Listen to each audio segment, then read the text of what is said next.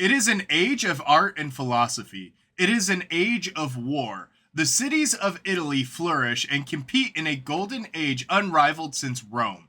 As the great cities clamor over one another in the pursuit of glory, they will craft a new method of war, one that expends wealth instead of lives. For the next 2 centuries, war will be waged by the coin. Its soldiers are the Condottieri, and this is their story, and these are their wars. Hello and welcome back, ladies and gentlemen, to the Historical Humans podcast. My name is Justin Woods, and I'm joined today by my fellow co-host, Coleman. And today we are celebrating the last episode of this season of Historical Humans, season 4. Yes, it's been 4 years with you guys, and we are so excited to get to this 4th anniversary with everyone.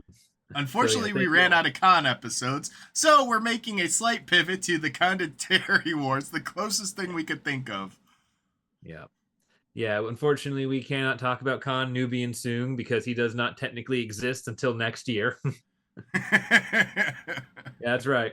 Star Trek says World War III starts next year. I'm beginning to believe them. God, the fact you managed to slip a Star Trek reference in. Yeah, I'm opening early with some stuff today. But I'm very excited. We're happy to celebrate the season finale of the 4th season. If you guys have been with us through it all, thank you so much for listening. And this one is a special one because boy, oh boy, this gives the Renaissance a whole new perspective on the grand scheme of European history. Oh boy, howdy. Yeah, this is a very fun one. This is very fun. We don't get to go to Italy all too often just because we are covering topics from all time periods across the globe. So when we do, it tends to be pretty interesting, pretty odd. And the Condottieri Wars are certainly no exception to that. What we will be talking about today are what effectively are Renaissance Italian mercenaries, and these were basically the armies of the early Renaissance. They really aren't super impressive when you think about them as a whole, but they were a cultural phenomenon for 200 years. They are effectively what is known as contractors.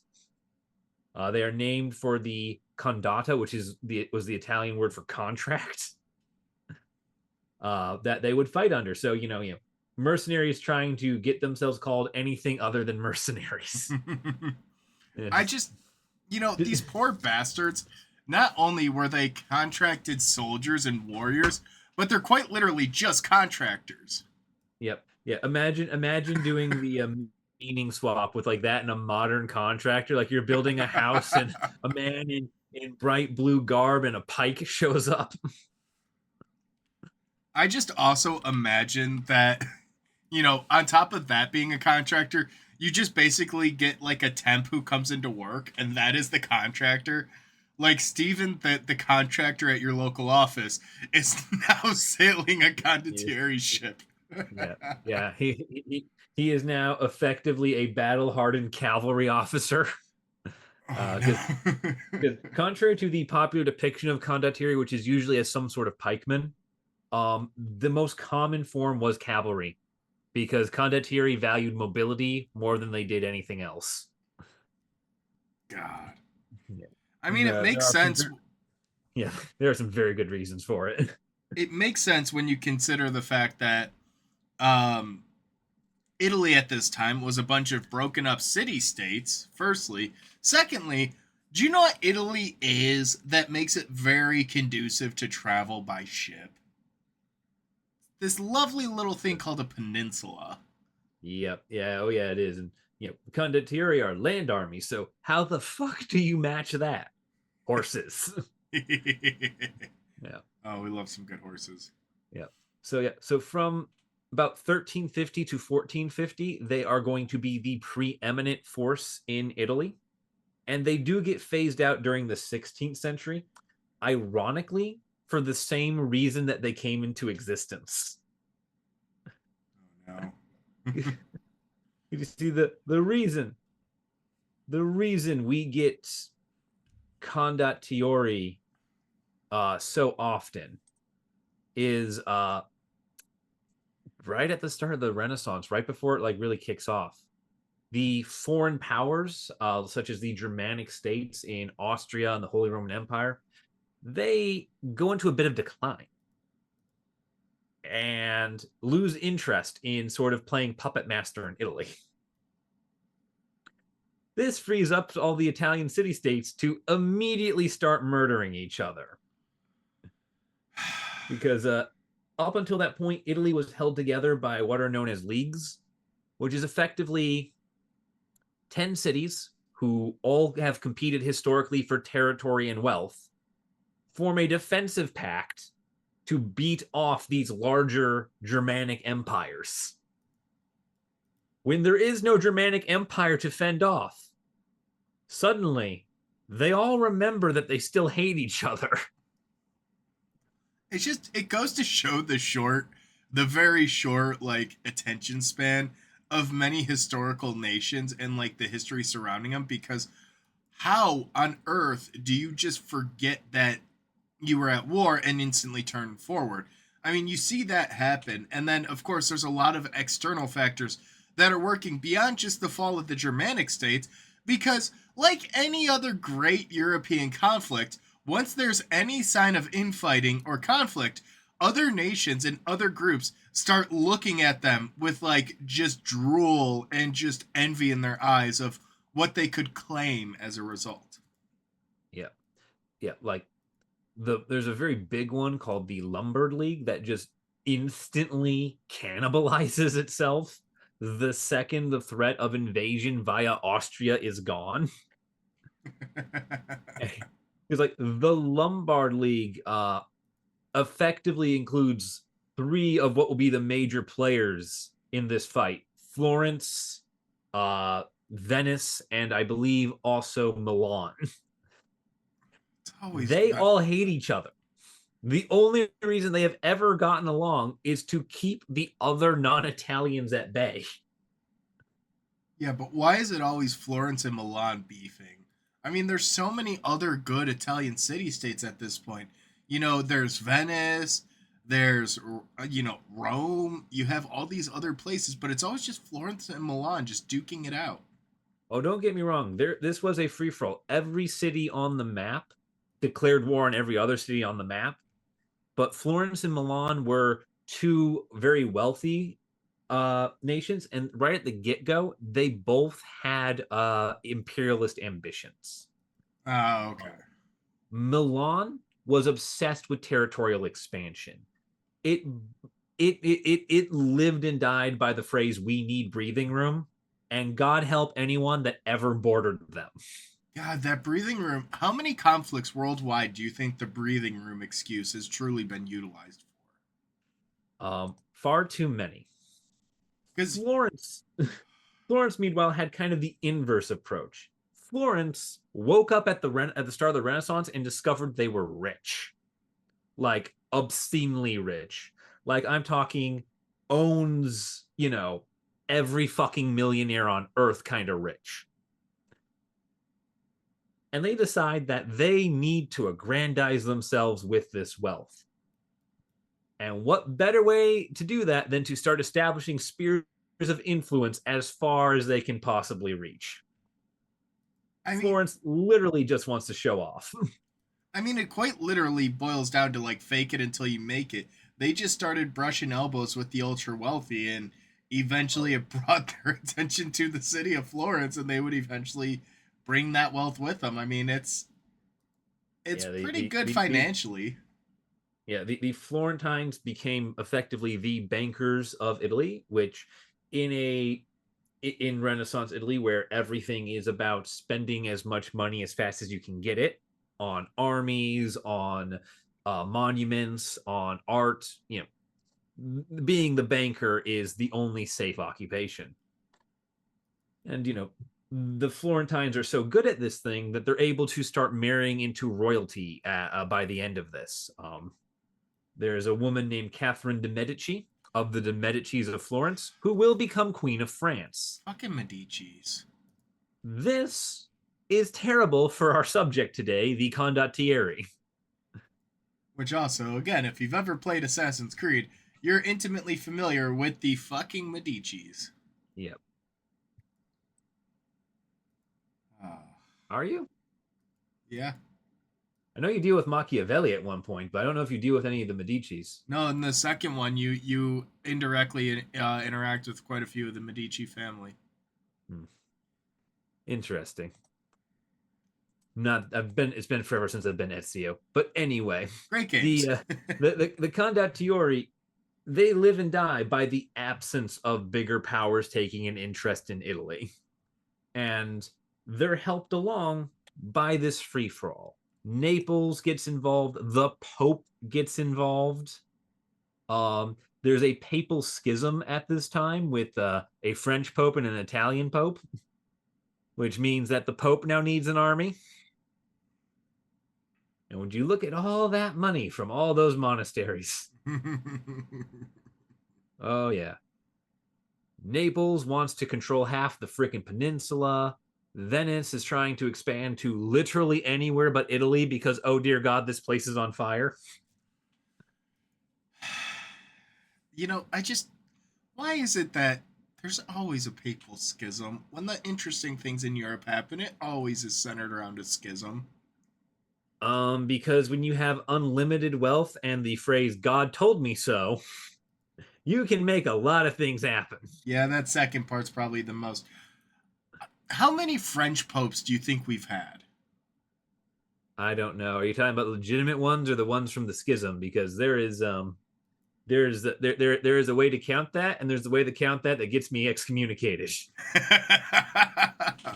So, are we counting anti popes or Avignon popes? I don't know. I do not have anything. I have not studied this particular subject, and I am not going to. But yeah, the papal schism dragged France into it because they wanted their own piece, and then the Kingdom of Naples also wanted their own piece on the peninsula. Yep, yep. But fortunately, France is going to stay out of things for the most part, as everyone tries to just murder each other. Oh no At no least, no! At this point in time, roughly around this time frame, the French were very interested in killing the British. yep, This is yep. like mid 100 Years War, mid like 30 Years Oh, War. oh yeah. This is going to be mid 100 Years War, and actually, there's going to be a ceasefire in the 100 Years War that will result in the establishment of the Condottieri system. Because when the 100 Years War takes one of its breaks, there's all these soldiers just in northern France who have nothing to do. So they will journey to Italy and become some of the first condottieri. Because the way the condottieri system works is it's maximum warfare with minimum bloodshed. It is two cities peacocking at each other. These condottieri do not have investment in the conflicts. Almost none of them at the start of the system are locals. They're almost all from places like Spain or France or England, just being imported over from whatever conflicts are currently on hold. It's interesting how much this idea of mercenary work really does proliferate human history, and it's kind of funny in a really roundabout way because realistically, you tend to see a lot of these conflicts in things where it maybe isn't the most important for the countries or for the places fighting, but they still have a vested interest in winning. I mean, I'm thinking about the Hessian warriors during the American Revolution. God knows how many different mercenary groups, the mercenaries that are fighting on behalf of Russia, where you don't want to commit your full actual fighting force, but instead paying someone else to do the work for you. Yep, yep. And because of this minimal investment from the condottieri, they often found ways to resolve the wars without actually killing each other. Well, yeah, they have no Usually, vested interest. They're just there to yeah, get paid. usually the smaller force would meet the larger force in an open field and agree to switch sides. Wait, what? If you hired 500 condottieri and I hired 5,000, when the 5,000 meet the 500 join the 5,000. So now they're 5,500. Yep. Yep. I didn't have to pay. So it's one of those things where it's, you're fighting wars with money. You are showing how many people you can pay to wield a sword for you. And whoever shows themselves to have the bigger sword gets the prize. God, that's funny. This also led to a lot of stalemates and pseudo sieges where two condottieri armies would just sort of sit across a river from each other and wait for whatever cities hired them to basically call the contract and say, you know what, we've shown that we can afford to pay 10,000 men for 10 months.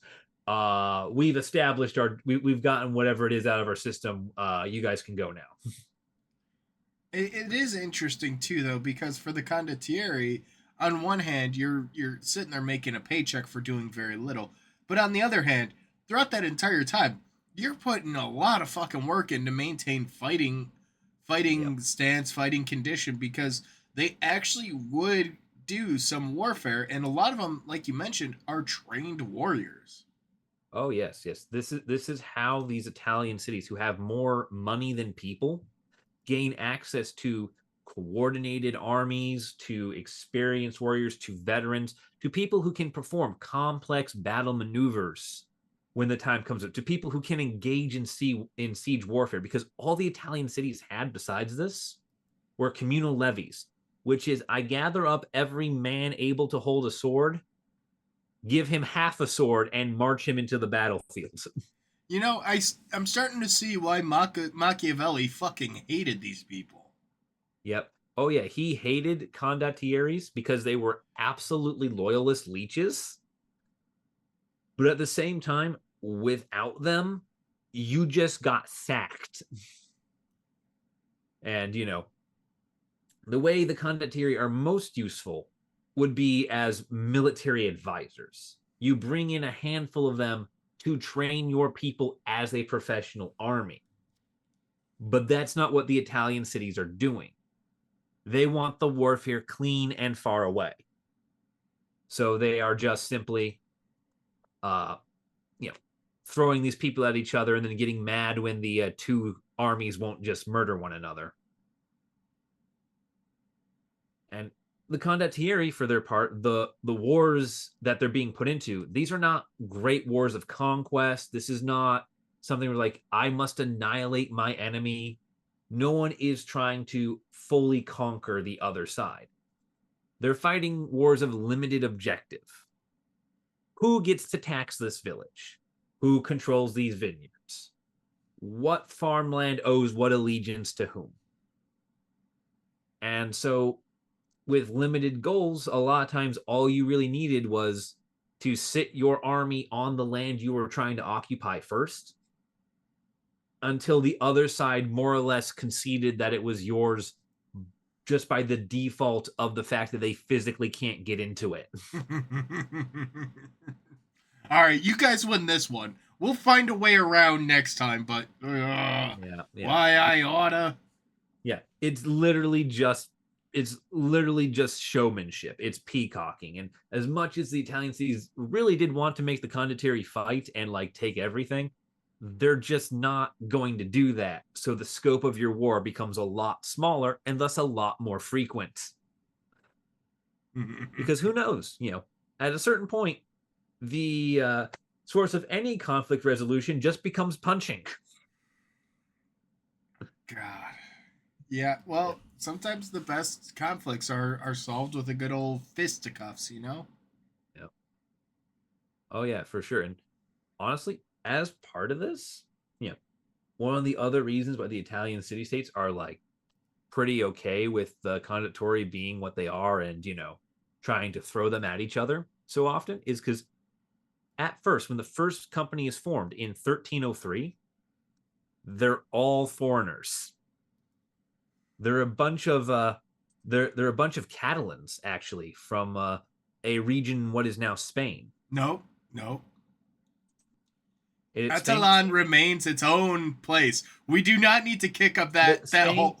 Spain maintains that it owns that land. Yeah, but the Catalan, they're not owned by anyone. The Catalan don't want to be there. They're like the boss, but the United fucking Nations borders refuses to acknowledge them. So that is what we have to go by here. They're worse until than the such boss. a time as it changes.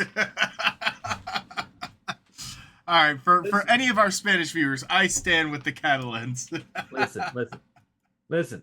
I'm just going by the UN borders, right? There's a reason why Transnistria doesn't get brought up. Yeah, but uh, anyways. But basically, this Catalan force is what the condottieri system was for Italy in a nutshell. We're importing foreigners because we have money but not manpower, and we're just going to throw them at our enemies until either we get some resolution to this conflict or they die. And these armies just started really fast just to ramp up in scale after the introduction of this system in 1303 with the Catalans. The scales of some of these wars, the number of men required to take each field becomes more and more and more, because keep in mind, if you bought the smaller army, that army turned on you. And so you start ending up with something called the Grand Company, which is a truly multinational organization.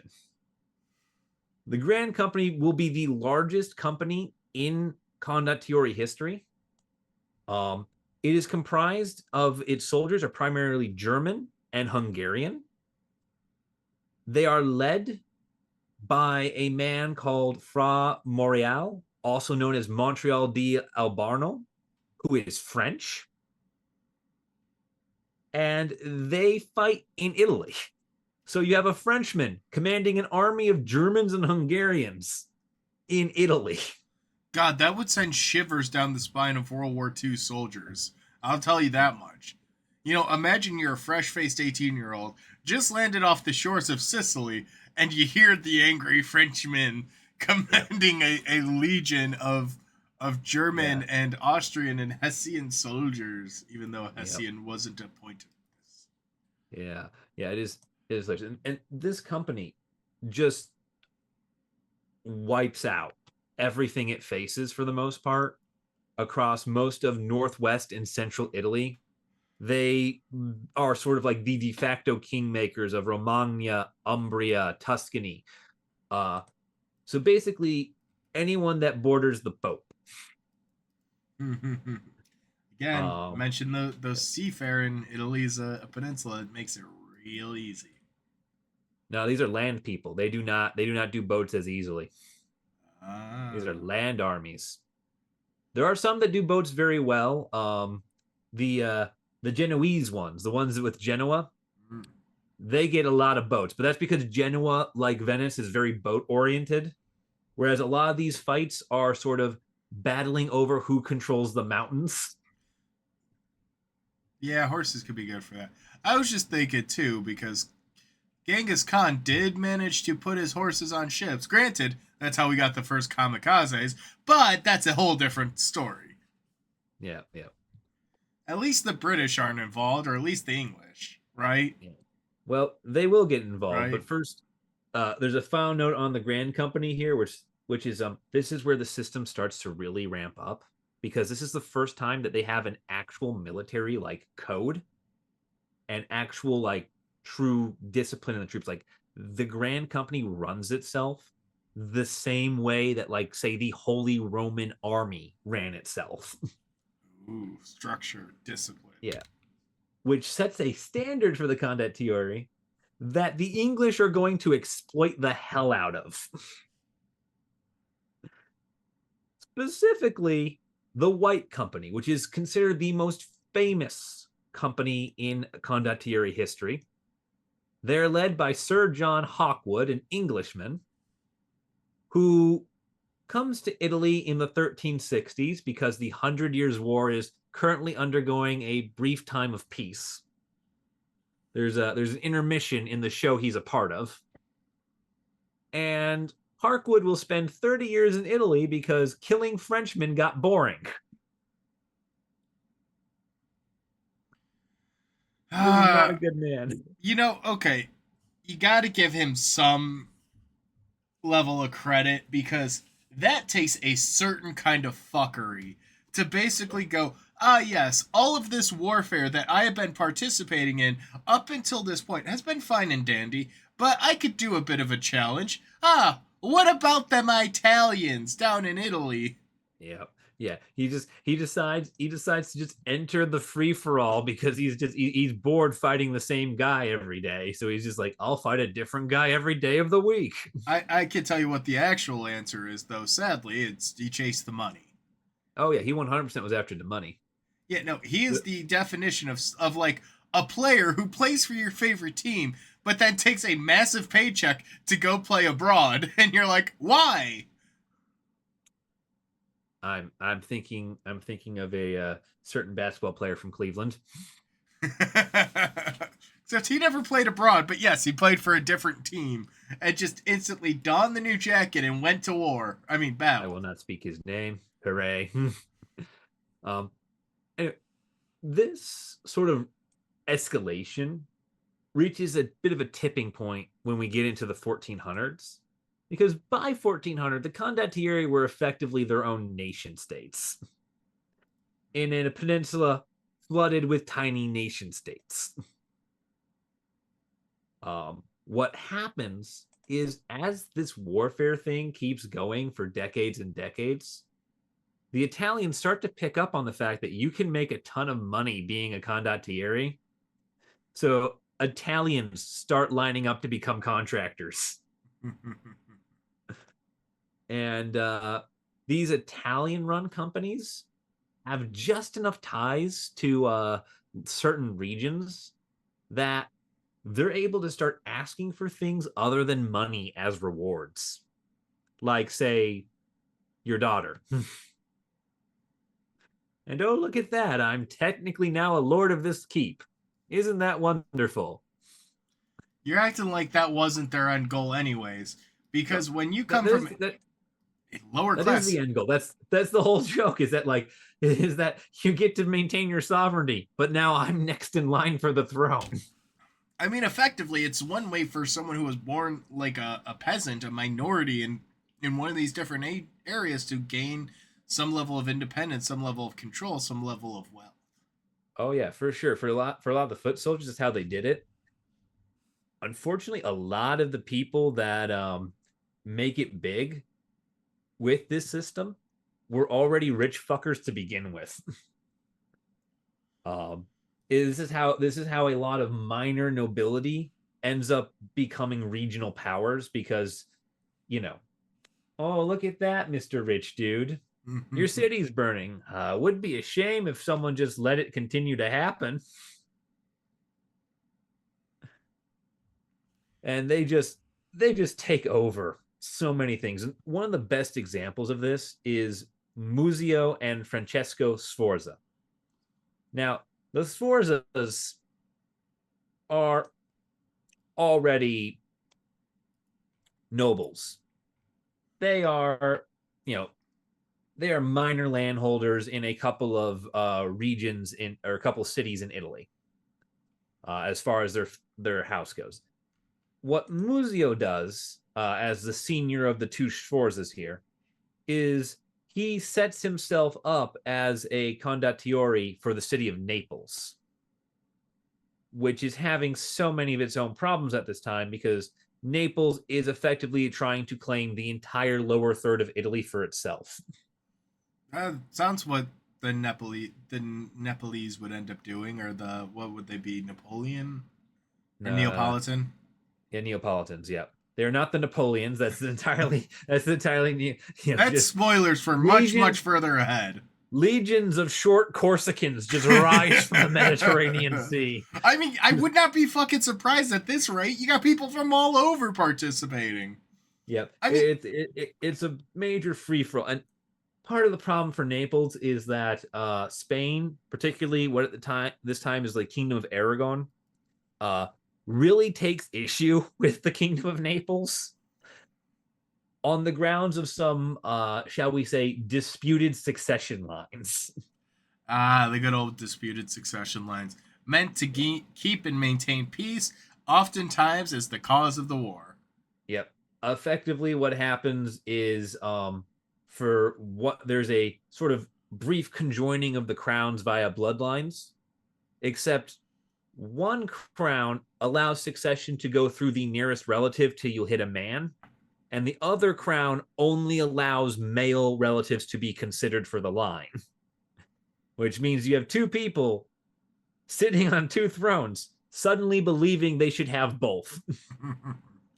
This just really is screaming nothing but Game of Thrones.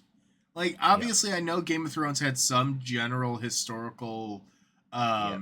inspiration, Precedent. mainly the War of Yep. Roses, but this is next level where you've got warring city states, warring factions within that, a bunch of mercenaries that you're paying, This, and then this whole like merry-go-round of positions and thrones and power and minor yep. lords.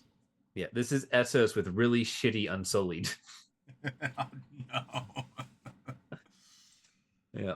Yeah. And what Muzio's able to do is he's able to leapfrog with through his son Francesco with all the money he makes working for Naples to seize control of the city of Milan on the other side of the peninsula in 1450. Naples and Milan are just about as far apart as you can make it. And he just leapfrogs in there because in exchange for importing these well-trained, very much battle-experienced condottieri from Naples with the Sforzas, the Duke of Milan agrees to let Francesco Sforza marry his daughter in 1441 in exchange for military aid. This is something you should not do when you only have daughters. You know, that's what happens. I mean, you basically marry into the family, especially when there's certain powers you want to do, or ways you want to influence it. Marriages were exceptionally powerful at this time. Exceptionally. Oh, yes. And what Milan did was it guaranteed the loyalty of the Sforza army, which was a second generation condottieri army at this point, which means that all the people in it are either veterans of decades of campaigns or the children of veterans of decades of campaigns who themselves have been waging war since age 10. So this is a very powerful army. This is not one that's just going to switch sides on you. You're And you you have guaranteed their loyalty through marriage. So what you're saying is a certain sports star from Cleveland having a son who took up the exact same business and is basically leaving off where dad started. Yes, except he's actually good at it.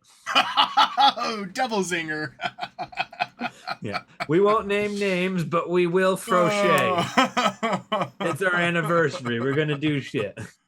Oh boy. And, Yeah.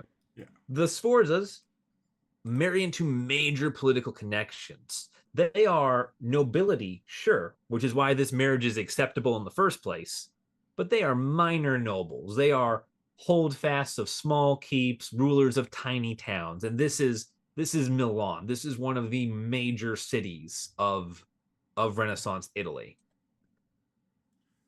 So Hey, they have even minor noble gases are noble.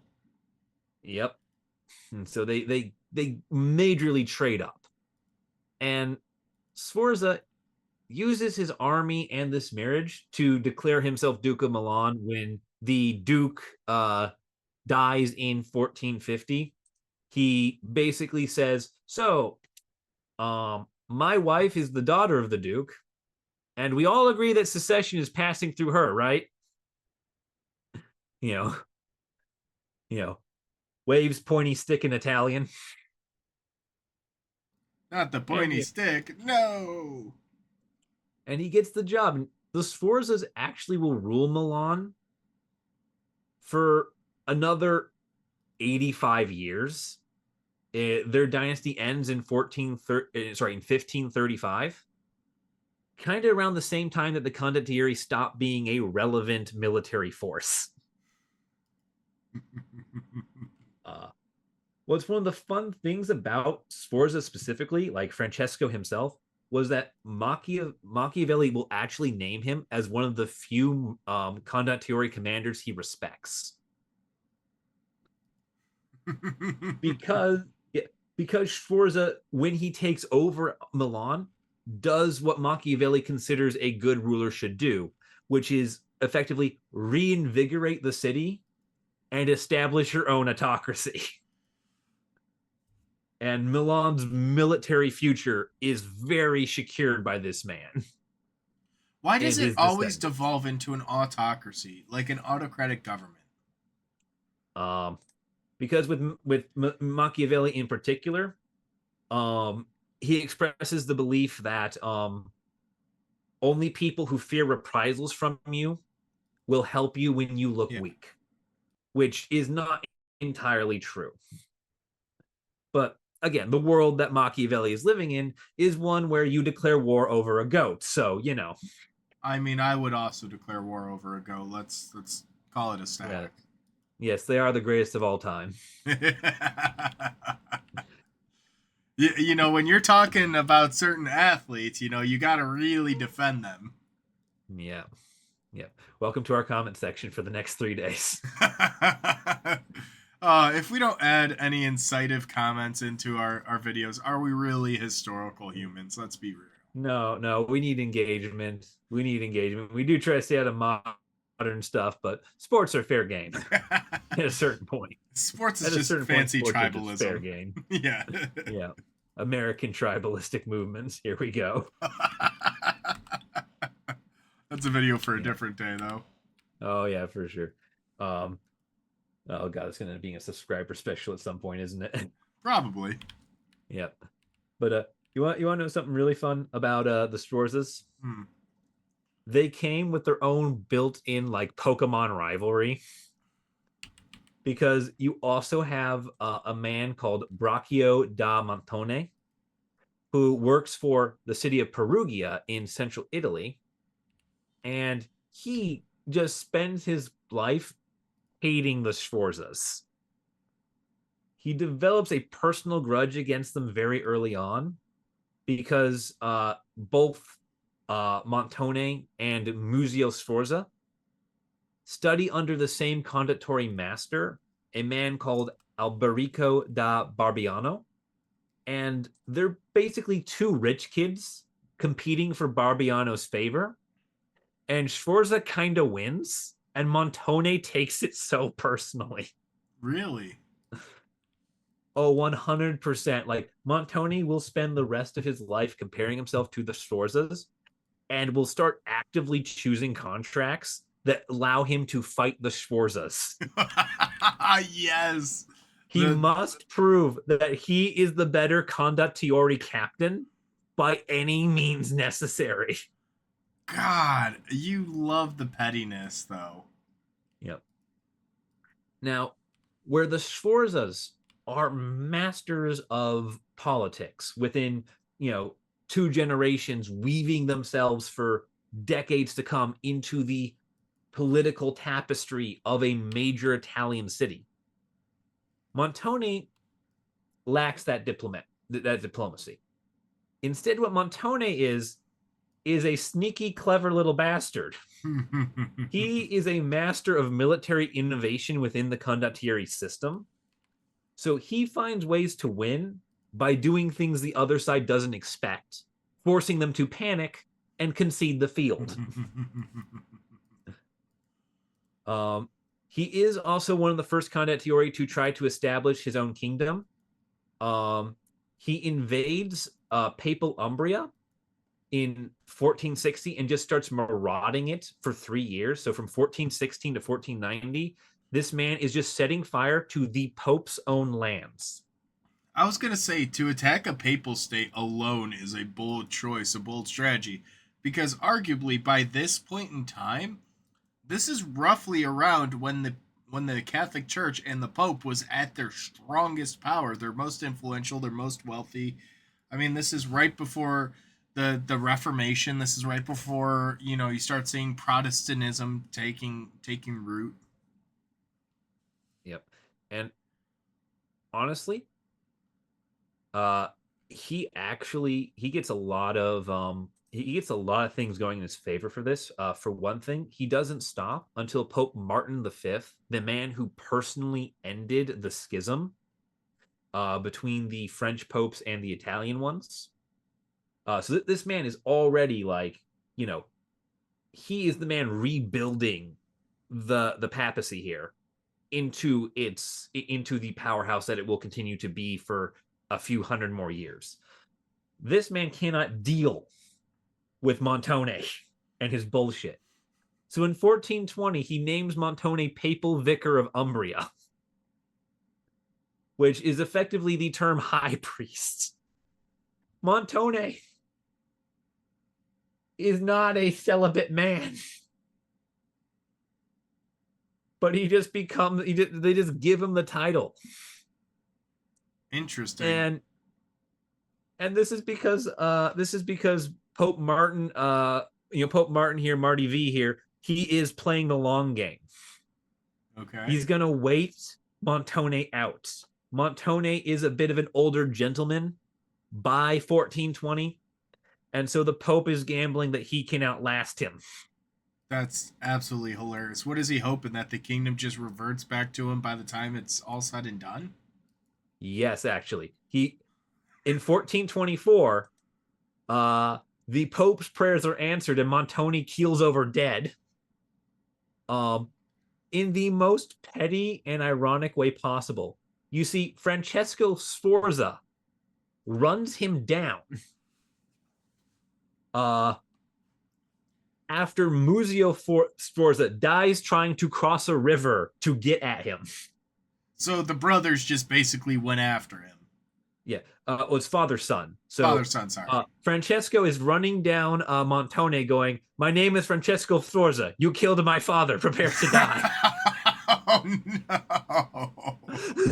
At least that's a better My name reference. is Francesco Sforza. You killed my father. And Montone's just screaming, "How many of you are there?" Too damn many, and apparently that's what really got to him, because I'm pretty sure they really they did him in.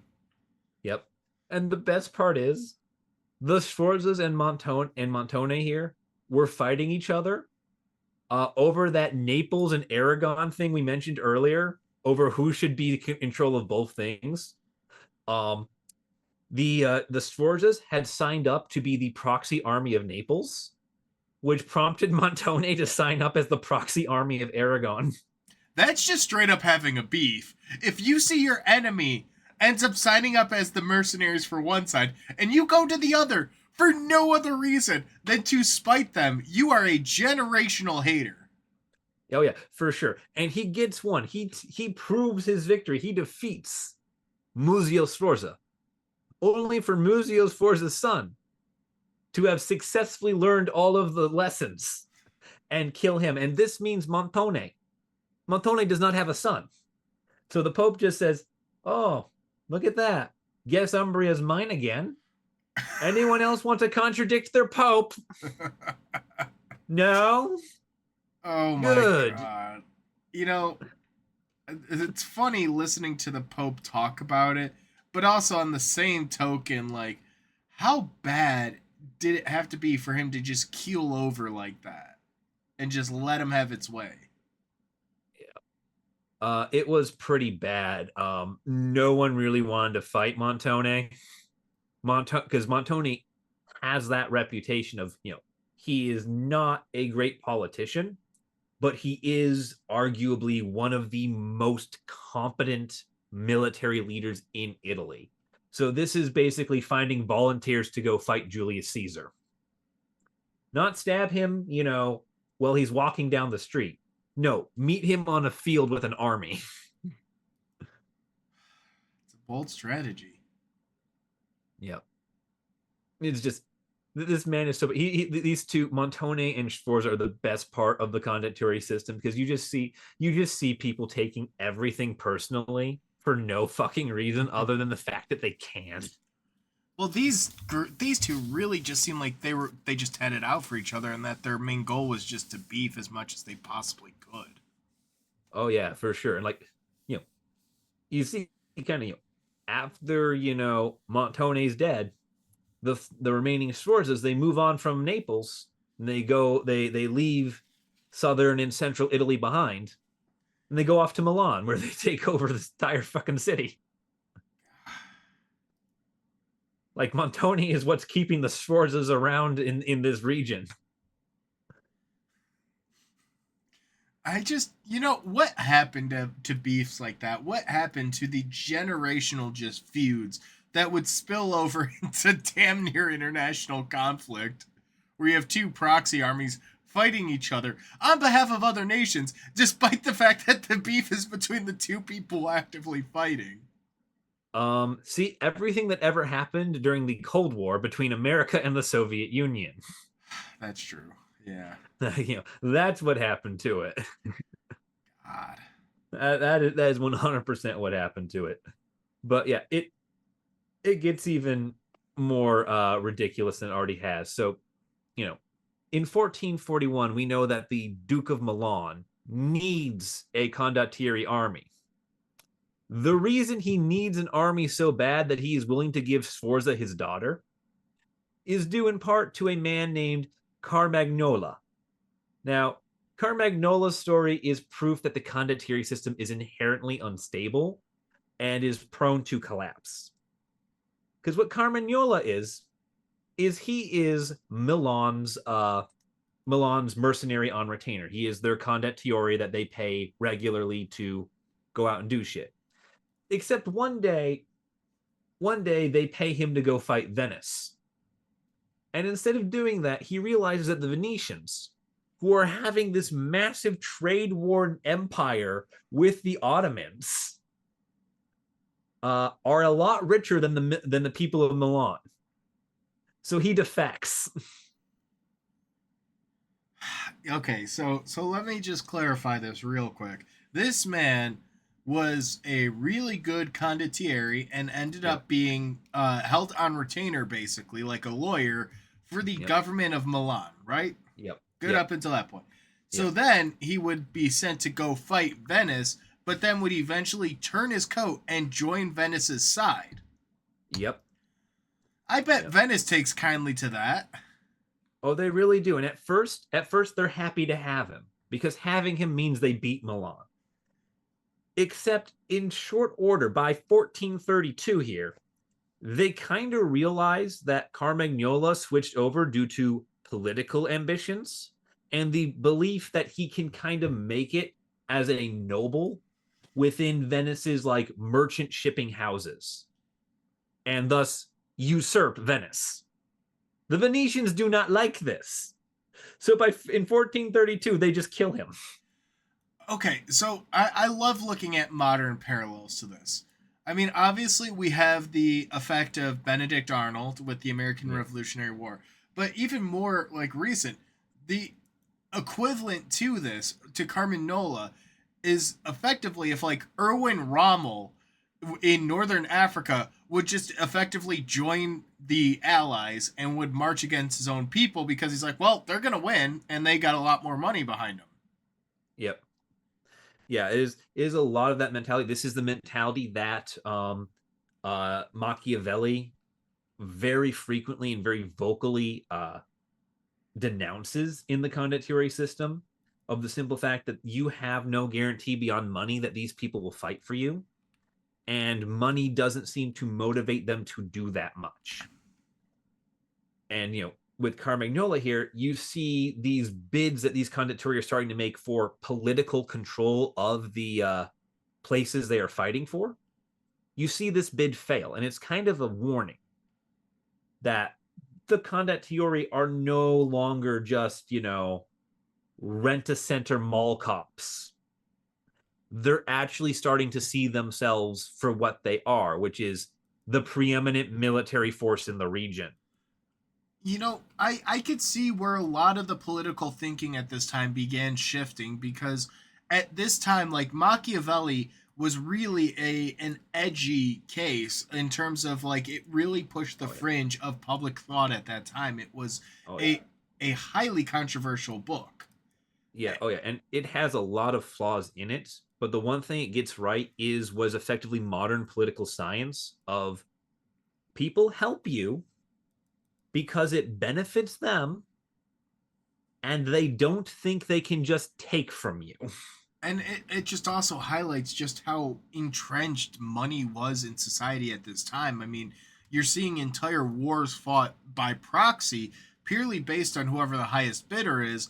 And this also coincides with arguably the peak of the Roman Catholic Church's sale of indulgences. Obviously, the Pope is involved. Like, there's just a lot of money flowing in a lot of different directions at this time for pretty much any political cause, for any military cause, for anything at this time. Like, the amount of money that's flowing through is absurd. Yeah, like the Pope is involved in these wars. Montone wins a war against the Pope for control of Umbria. So, like, it's important to highlight, like, that is where Machiavelli is really looking at and coming at here. Like, he's seeing all this shit happen right in front of him and is going, yeah, I think this money thing can really influence people negatively. I think this whole power thing can influence people negatively. Yep, yep, and just like what are the two factors I found that keep people from being murdered in this system of pay to play homicide? Being strong enough to not get murdered in the first place, and convincing other people that it's to their benefit to help you. But like any good thing, it's not bound to last, unfortunately. Yeah, nope. The same thing that creates the condottieri system, which is foreign pressure and foreign intervention, or the lack thereof, is also what destroys it. Because by 1450s, and as we start getting into the 1500s, the eyes of Europe turn back to Italy. The powers in Spain and France and Germany all kind of start to look back at, hang on, what's been going on that peninsula? These people are murdering each other with money, just beating each other to death with sacks of cash. God, it's that I meme could of use the some two. sacks of cash. It's that meme of the two characters just throwing wads of money at each other in a fight. Yep, yep. How billionaires battle. Yeah, effectively. Yep.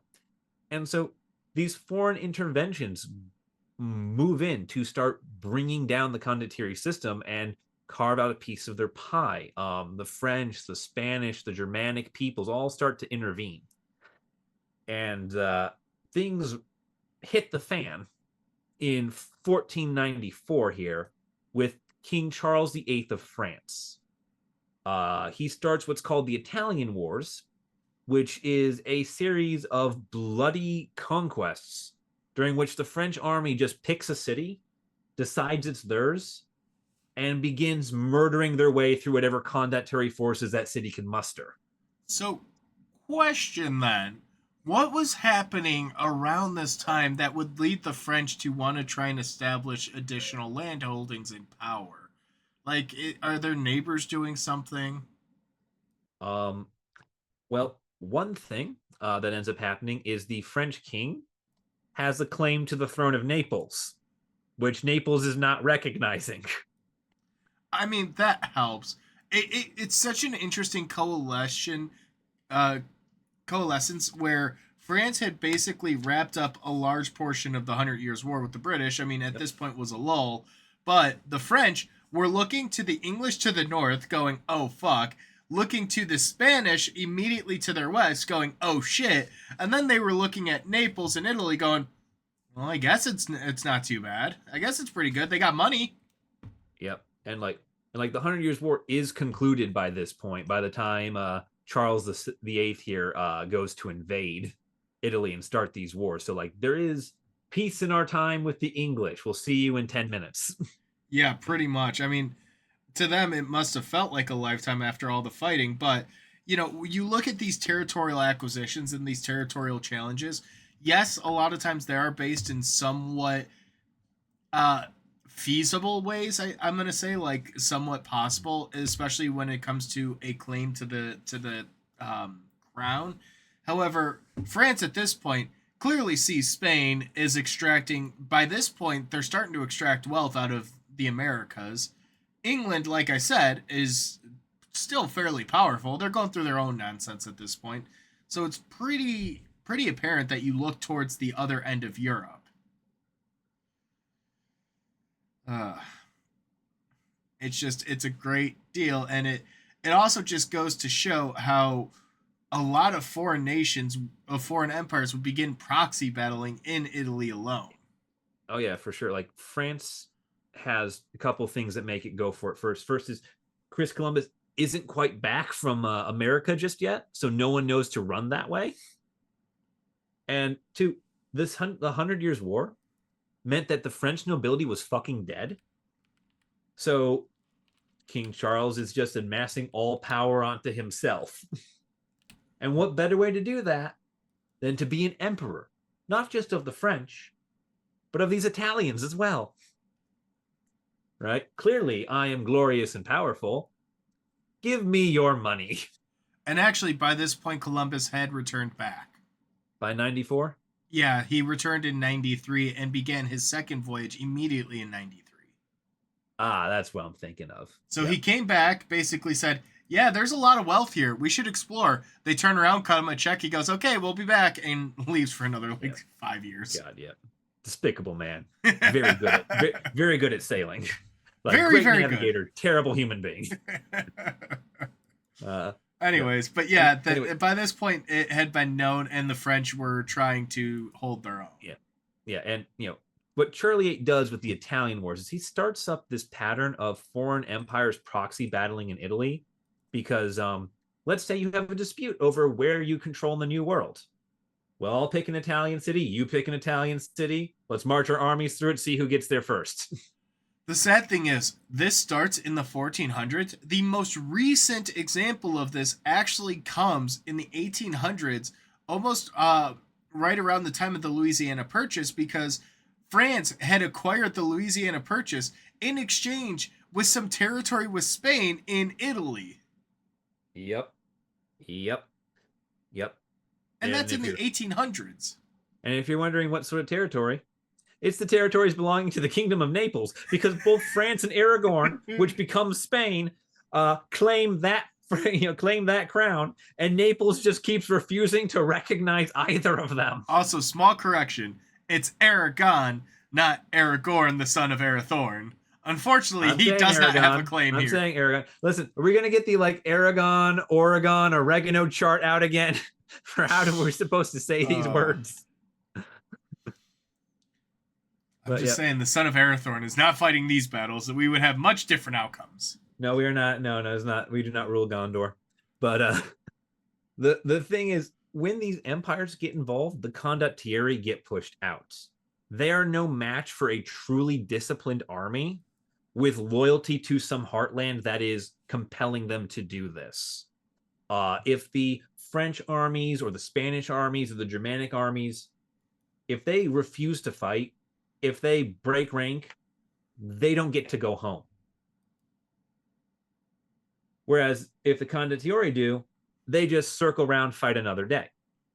And so what they find themselves in is they find themselves boxed in by these armies that won't let them leave. They don't want them to run. They want to fight. And the Condottieri don't know what to do with this, because they're actually charging at the pike wall. Not to mention, they're actually disciplined and beyond trained. Like, the Condottieri had experience, but these were soldiers who were trained to fight. Yeah. And the Condottieri system encourages armies that seek self-preservation over victory. So, professional imperial militaries didn't do that. They chose victory over the continued existence of this army. If one man stands on the field, so long as he is the only man, we are victorious, and this is good. And the Condottieri just broke down. They turned into raiders when they would be dismissed for refusing to fight. They tried to turncoat whenever they faced unfavorable odds, which wasn't always well received from the professional army standing on the other side. And it just starts to collapse because the instability, the self-interest, it just escalates, and there's no stopping this cascade failure, especially when the other side has you outnumbered in wealth and resources by this point. The Spanish can do whatever the hell they want. They have more people in Spain alone than the Condottieri armies have to fight with, and they have more money from the New World than Italy had ever seen.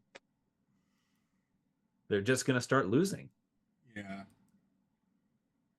They have no idea what to do against an aggressive opponent who is willing to sacrifice troops, who is willing to sit there for months at a time in a siege. I mean, that's where military morale really comes into place, and a lot of professional armies really instill that just based off of training and repetition and the breakdown of character. But in reality, when you have a very self interested army who's not next man up, they aren't going to be willing to commit long term. Like, you have to commit to be willing to fight and to die. And if you're not willing to do either of those, then you're not going to really stand a chance unless you grow a spine. Yeah. Who, like, because from the Condottieri's perspective is, who cares whether Abruzzo is safe today? I want to fucking live. And I want to live takes precedent over the security of the city you've been contracted to guard. It's just one of the things. It's just like you're not a true military. You're a professional mercenary army with lots of experience, but you're not a true military. And the time in which Italy can afford to throw money at problems has passed. And that's it. It's just the end of it. Shit, you look at Wagner PMC and their dissolution very recently for a modern example of what happens when mercenary armies turn. Yep. They were pretty quickly and pretty efficiently wiped out. Yep. Because they, at the end of the day, it's every man for itself in the condottieri system. Whereas in these imperial armies in France and Spain and the Germanic states, it's all about the nation that you are expanding, defending, whatever it is you're doing with it. It's not about the individual. It's not about their profit. But I think that's a great point for us to wrap up our season finale for season 4. Yep. Can't believe we've made it this far. If you guys have been with us since the start, thank you so much. If you've joined us along the way, we appreciate you being here. We have a really exciting season 5 up ahead because we're coming out starting hot. Our first 3 episodes are the Winter War, which drops on December 8th. We've got the Crossing of the Delaware that drops on December 22nd, immediately followed by Reconstruction. Yep. Yeah. For some strange reason, for season 5, we decided we were going to be Americans. The Winter War is not American. Yeah, it is true. Yeah, we're one of 3, man. But it's very fun for you. We are very excited to go to season 5. So don't worry, there's not going to be there shouldn't be another drop in coverage or anything. Our seasons end and the new one picks up right away. So we will be seeing you soon. Yeah. So be sure to tune in. And if there's a topic you'd like us to cover and to talk about, be sure to let us know and leave a comment down below. We might even include it in the upcoming season 5. Yep. Thank you guys for watching, and we'll see you next time.